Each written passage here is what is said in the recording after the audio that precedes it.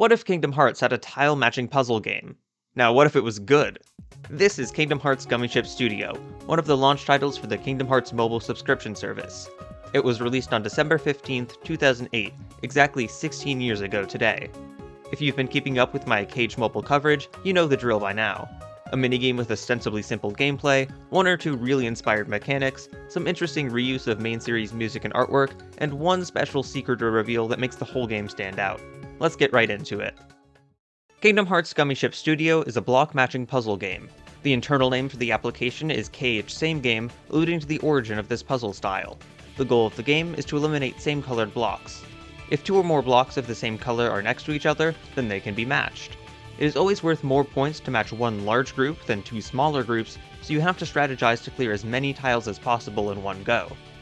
In Gummiship Studio, all of the tiles are said to be gummy blocks. Depending on the stage, there'll be a different number of gummy types. The fewer colors, the easier it is to find larger matches. Every time you match a group of gummies, your Keyblade meter charges up. After 10 matches, you get one use of your Keyblade, which can eliminate a single gummy block. It doesn't give you any points, but it can open up new matches on the board if you use the power carefully. Additional power-ups take the form of item gummies. At the start of most stages, one item gummy will spawn somewhere on the board. It can be matched just like any other gummy, and once it's eliminated, you'll get a power-up that you can use at any time. Only one item gummy power can be stocked at a time, so if you match an item gummy while you already have a power-up in store, your old item will be replaced by the new one. The first type of item gummy is the Thunder Gummy. This power clears a vertical row of gummies.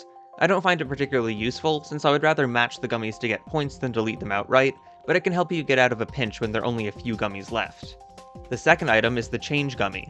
It swaps the position of the selected gummy and the block immediately above it. It can be useful when setting up big matches or clearing out the final few gummy blocks. Next is the Cross Gummy, probably my second favorite item. It changes the color of the 4 adjacent gummies to match the selected block. If you're trying to set up a big match, this can add a decent chunk to your score, and if you're in the end game, it is a massive help with clearing out the final few gummies. Fourth up is the Meteor Gummy, easily the best in the game. It eliminates every gummy of a single color. It's wise to eliminate any possible matches of your selected color before activating the Meteor Gummy to squeeze out some extra points. The Slide Gummy is more situational. This item shifts an entire row to the left. I almost never use this item when I have it, but it can be helpful in very specific situations. The final item is the Time Gummy, which is the most unique power-up. Instead of clearing, moving, or changing blocks, it resets the state of the entire stage. Your score and items reset to what they were at the beginning of the stage, giving you another shot at getting a high score. If you know you're going to fail, the Time Gummy can be a handy failsafe, but I'd rather have one of the more proactive items instead. Now that we know the rules, it's time to tackle one of the levels. There are 8 worlds made up of 3 to 10 stages apiece. You need to reach a certain score threshold in order to move on to the next stage in the world. This introduces some long-term strategy, since your Keyblade meter and unused item gummies will carry in between stages of a level. It might be worth it to perform worse on the current stage and just barely cross the point threshold if it means you will have extra tools to conquer the next stage. Conversely, if you can get a lot of extra points early on, you don't have as much pressure to reach the point threshold in the later stages since the score is cumulative. When it comes to using items and making matches, there are 2 main strategies. The first is to spend all of your resources to make the single biggest match possible. Because of the way the points scale, matching 5 or fewer gummies is essentially worthless. Once you get 16 gummy blocks together, every additional block you add to the group will be worth another 500 points, which is the same score as matching 6 blocks on their own. However, if you focus too much on one big combo, you might end up with a messy board, which is where strategy 2 comes in, doing everything possible to get a full clear. If you eliminate every block on the board, you'll get an additional 30,000 points, which is equivalent to a 68 block match. Leaving just one block unmatched will decrease that bonus by 5,000 points, and if there are 10 or more excess gummies, you get nothing. In the harder stages, it's basically required to get a decent clear bonus. The reward for a perfect clear is so massive that it's worth sacrificing some big matches to get every last block removed. The first world is Twilight Town, and it acts as a tutorial. It has 3 stages with only 2 or 3 colors of gummies, making it nearly impossible to fail. As you clear gummy blocks, a hidden image will be revealed, which is always a KH2 screenshot from the current world. At the end of a level, the clear screen uses artwork of the gummy hanger from KH1, the same as the opening menu. The second world is Atlantica, and this is where the art direction of Gummiship Studio starts to shine. In Atlantica, Sora's sprite changes to his mermaid form. This sprite serves no gameplay purpose, so they really didn't need to do that, but it's an appreciated attention to detail. This world also uses a different set of colors than Twilight Town, trading out red for purple and green. It's nothing crazy, but using a unique color scheme to represent the different worlds is a nice touch. Agrabah is the third world, which is more of the same. The fourth world shakes things up, turning the entire board grayscale to represent Timeless River. This is so charming, and they even considered the effect this would have on gameplay, limiting the number of colors to 3 so that the different shades of gray wouldn't look too similar. The next two worlds after that are Pridelands and Space Paranoids. Again, both levels use the world-specific sprites for Sora. These worlds have certain stages with 5 colors of gummy blocks, which makes it more difficult to get a full clear. The final two worlds are Hollow Bastion and Disney Castle. These levels are made up of 8 and 10 stages, respectively, and the later stages have a steeply increased score threshold. Personally, if I don't get a perfect clear on the first board, I usually quit out and try again, rather than risk missing the score requirement on one of the later stages. What really makes Gummiship Studio stand out is the collection system. As you progress through the game, you collect new gummy ships by clearing worlds or meeting certain objectives. This serves as a rudimentary achievement system and also manages the flow of progression. Each gummy ship has a list of navigable worlds and a usable item gummy. On a new save file, only Twilight Town is unlocked, and you cannot use any item gummies. Once you collect a gummy ship that has access to a world or item, you unlock it for the save file. The first two worlds are straightforward. Clearing Twilight Town unlocks the High Wind, which can travel to Atlantica and gives you permanent access to the Thunder Gummy. Clearing Atlantica gives you the Falcon Level 2, which can travel to Agrabah and unlocks the Change Gummy. However, starting at the third world, there are multiple paths through the game. Every world from Agrabah to Hollow Bastion has 2 unlockable gummy ships. The first ship is rewarded for clearing the stage, and it simply unlocks the next world.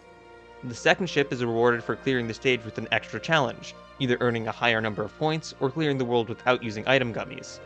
The second gummy ship unlocks the next 2 worlds. If you're just playing through each world in order, there's not much use to unlocking the levels early. However, if you're having trouble on a specific world, mastering the bonus challenge of the previous world will let you skip right past it, which is a neat feature. As for the gummy ships that make up the collection, 5 of them are the standard Kingdom Hearts 2 models, while the other 7 are Final Fantasy-based blueprints.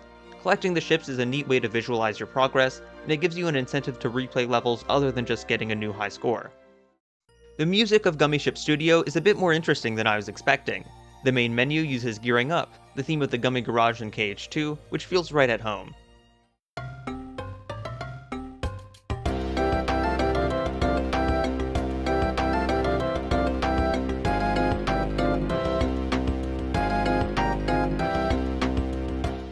The level select screen uses Precious Stars in the Sky. Unlike the other games that use this theme as the default stage selection music, the Gummiship related motifs actually make sense for use in Gummiship Studio. Given that this whole game is themed around KH2 worlds, I would have preferred a Twinkle in the Sky instead, but it's still a solid pick.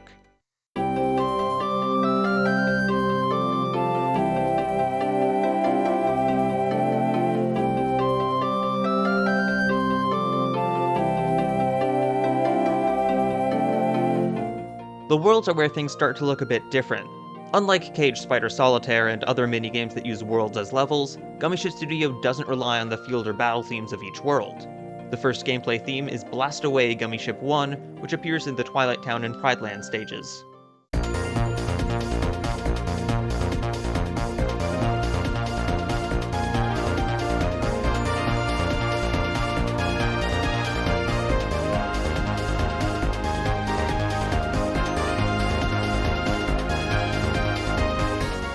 At this point, I was expecting the rest of the worlds to use different Gummiship tracks, but no.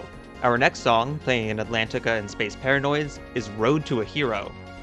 This is a really interesting pick.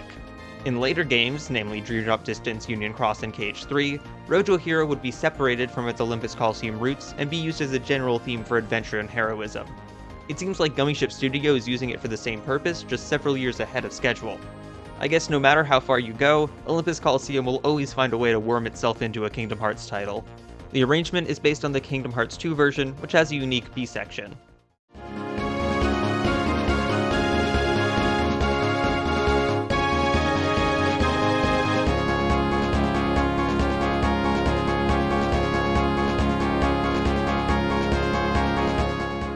The third gameplay track is a similar story, Hand in Hand.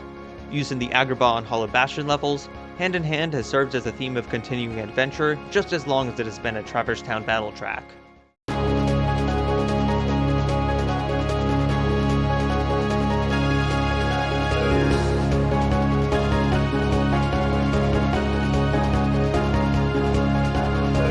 The final track, used in Timeless River, is Shipmeister's Humoresque, the KH1 equivalent of Gearing Up. I would have expected some of the KH2 Gummi route themes before more menu music, but it's a nice track, so I'm not complaining. However, you might have noticed that I left out Disney Castle, and that's because it doesn't have a set theme. Instead, it randomly picks one of the 4 gameplay themes at the start of each stage.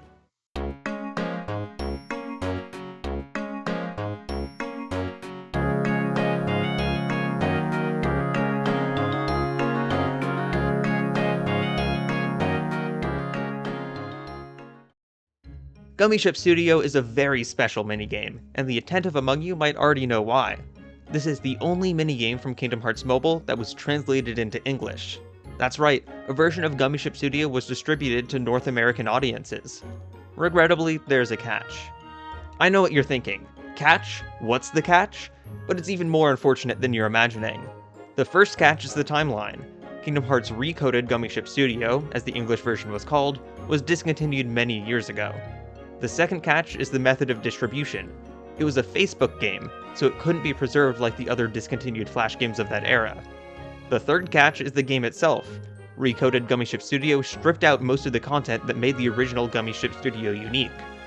Despite all this, the story of Recoded Gummiship Studio is still pretty interesting, but it's not the story we're focused on today. One day I will return to talk about this ill-fated remake, but right now we need to keep our focus on Kingdom Hearts Mobile. And so, for our purposes, that's where the tale of Gummiship Studio draws to a close. At first glance, it might not seem all too impressive, but there was a clear attention to detail with the art direction, and the collection mechanic was a creative way to flesh out the minigame. I can see the world where Gummiship Studio was hastily thrown together and ended up like Kingdom Hearts' Magical Puzzle Clash, and the difference in quality between those two titles show how much effort the developers put into these silly little applications. Compared to the other KH Mobile minigames, I think Gummiship Studio fares fairly fine, fair enough. It can't top the creativity and originality of Balloon Glider or Pair Card Battle, but it's a strong candidate for the A tier. As I mentioned at the start of the video, today's the 16th anniversary of Kingdom Hearts Mobile. I've had a ton of fun archiving and sharing these lost applications, and we have some of the best ones saved for last. Next time, we'll take a look at a minigame that is a spiritual successor instead of a literal one. I'll see you there.